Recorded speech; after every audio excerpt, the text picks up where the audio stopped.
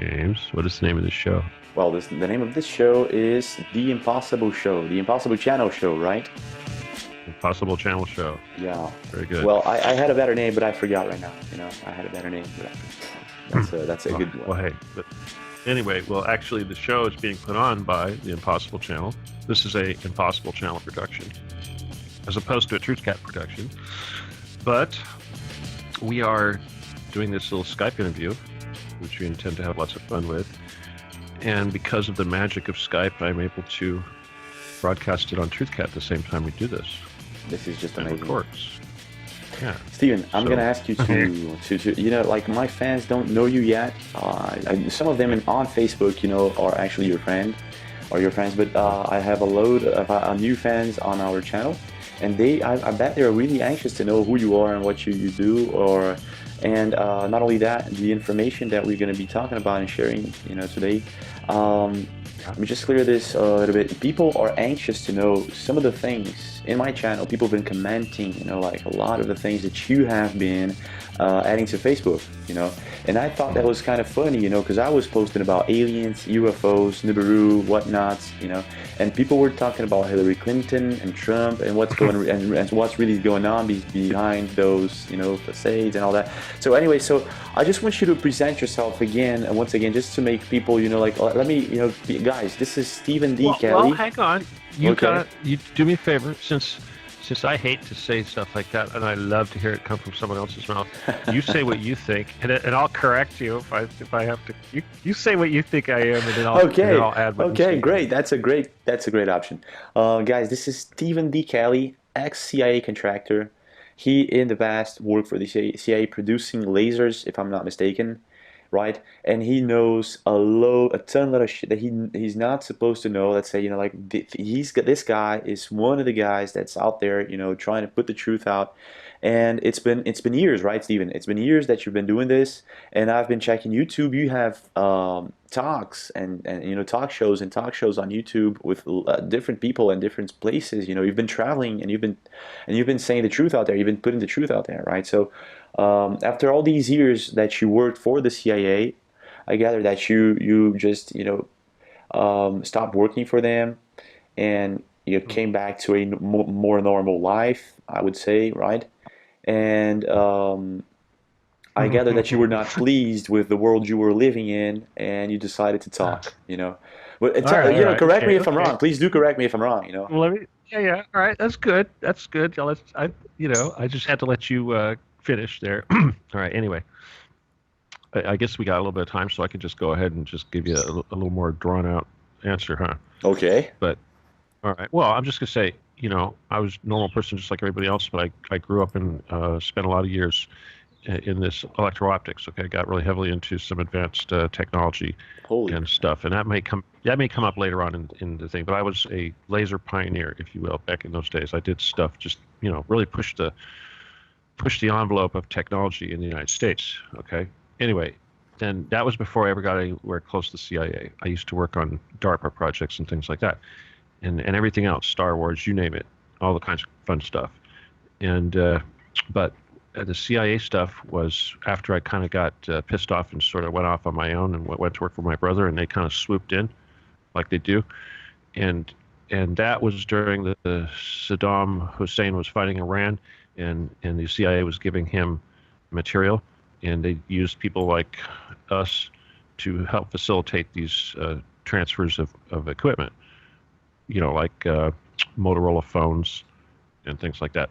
And that fell apart when he started wanting phased array radar systems, and then the FBI got involved, and then the CIA sort of dropped everything and sort of, that's why they had people like us, because we were expendable. Right. And then the next time they needed people like you, right. Well, we were naive people. Wow. That's what they do. That's a good, but okay. Not anymore, right? So, well, of course, it's probably the same. Things don't change. But the next time was a contract to build lasers. Okay, and this was during when the Contras were fighting in Nicaragua, right? So those are Sandinistas. Contras were El Salvador. I can't remember. Okay, I think so. But wait. Or Bolivia? no, No, Nicaragua, right? Nicaragua. Nicaragua. Yeah, the Contras were fighting the Sandinistas. That's it. Anyway, okay, I got a deal working for them. I thought it was the CIA. It turned out it was the NSA, and it was. I didn't even, many years later, I found out that it was actually Ollie North, who I was working for. Oh my gosh. Okay, yeah, I never saw Ollie North, but the people I dealt with, this was one of his gigs, basically. Hell, for all I know, Ollie North could have walked by, I would have known who it was. But anyway, You guys were like they were like feeding technology to other countries in some way. Some no, I way. remember what these guys were doing with these guys that I was Selling. working for, where they were arming the Contras. Yes, exactly. They were, Okay. they were giving the Contras advanced weapons, and the advanced weapons Wow. had lasers on them. And the reason why these lasers were very effective for what they were doing was because a lot of the fighting was in the jungle, and there was a lot of shade, and the lasers were very useful for jungle fighting.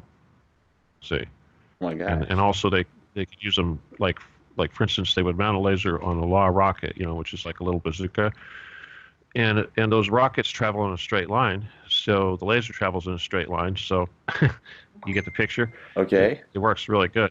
You're kidding me. They They point them use at the a truck. lasers. They use the lasers to track and make for example, They use direct the missiles. the No. lasers aim the rocket. Yeah, they use the lasers to aim the rocket. Right. Worked Holy crap. really good. Yeah. Worked really good. But anyway, now they screwed me over. For really bad. That was like $1 million, $2 million, 2.6, $2.4 million contract, something like that. And anyway, and I was supposed to make a bunch of money out of the deal in 12 months.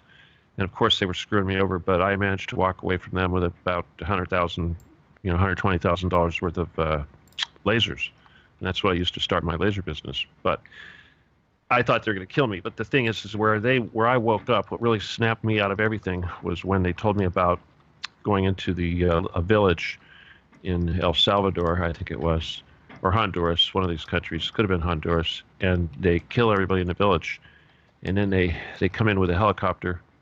And they have, a big Chinook helicopter, one of those ones with the two blades on it. Right. And they'll be carrying a bulldozer. And they'll land this thing in the middle of the village, the bulldozer. And then they'll scoop a big trench. They'll just they'll scoop a big trench, right? And then they push the whole village into the trench and cover it up, with the dirt. And then the helicopter comes, and they pick up the bulldozer, and it flies away, and then all the commando guys just sort of disappear, and there's nothing left. There's just a big old space where their village used to be. And why would they do this, Steven? I'm sorry, just just throwing it out there. Why would they do this? Well, why would they do this? Well, it's a good question, but I just want to say that when I was being told this, I was a pretty young guy. Okay. 20-something years old, maybe. And I can't remember exactly, but I was sitting in the office listening to this with this guy who was the one that I had the contract with. He was the boss of this group that I thought was CIA, and he starts telling me about this, and he's how these village were like communists, or they're communist sympathizers, or they were like some of the people there were become guerrillas or something of this nature. Holy crap. This was yeah. Well, okay. This is the thing. When they went in there and they killed all the men, the women, and children, they didn't stop there. They also killed the goats, the cows, the pigs, the dogs, cats, chickens. That doesn't add up. Whatever. And you know what? What? It's when they told me, when I started thinking about the animals, is when I snapped. Right. Because I thought that they killed the chickens. What did they kill the chickens for? Exactly. Why didn't they just let the chickens run into the forest? Why did they have to do that? Oh my gosh. Do you think there was a cover-up operation there? Well, the point is that we sometimes were kind of numb to this stuff, right? Okay. Right? A little bit. Maybe not. Maybe you're not. But I was. Okay. No, sure, I understand. And it was when they started talking about killing the animals and pushing it all into the hole and covering it up, that's when I thought, holy crap. There's something wrong. This there's something wrong here. These people are evil. And I thought, wait a minute, this is my country Right. that's doing this. Right. And I thought, we're supposed to be the good guys. We're not supposed to be doing this stuff, you know. And I realized right there that good and evil wasn't what I thought it was. You know? Wow, man. I Wow, realized wow, that is a that's very when I good woke up. well, that's a very good moment to realize that. Yeah. Yeah, okay, critical. So that, wow, man, that's a good story, Steven. That's a good story. And Um, wow, man, it's incredible. that was when I woke up. But that's no. But let me get back to the CIA crap. Okay. But after that, okay, after I fell out with those guys, the NSA guys, that's when I got hooked up to all the name of this show is James. What is the name of this show? Well, the name of this show is The Impossible Show, the Impossible Channel show, right? Impossible Channel show. Yeah. Very good. Well, I had a better name, but I forgot right now. You know, I had a better name, but that's a good one. Well, hey, but anyway, well, actually, the show is being put on by the Impossible Channel. This is a Impossible Channel production, as opposed to a Truth Cat production. But we are doing this little Skype interview, which we intend to have lots of fun with. And because of the magic of Skype, I'm able to broadcast it on Truth Cat at the same time we do this. This is just And it amazing. records. Yeah. Steven, I'm So- gonna ask you to you know, like my fans don't know you yet. Some of them on Facebook, you know, are actually your friend or your friends, but I have a load of new fans on our channel, and I bet they're really anxious to know who you are and what you do, and not only that, the information that we're gonna be talking about and sharing, you know, today. Let me just clear this a little bit. People are anxious to know some of the things in my channel. People have been commenting, you know, like a lot of the things that you have been adding to Facebook, you know. And I thought that was kind of funny, you know, because I was posting about aliens, UFOs, Nibiru, whatnot, you know, and people were talking about Hillary Clinton and Trump and what's going and what's really going on behind those, you know, facades and all that. So anyway, so I just want you to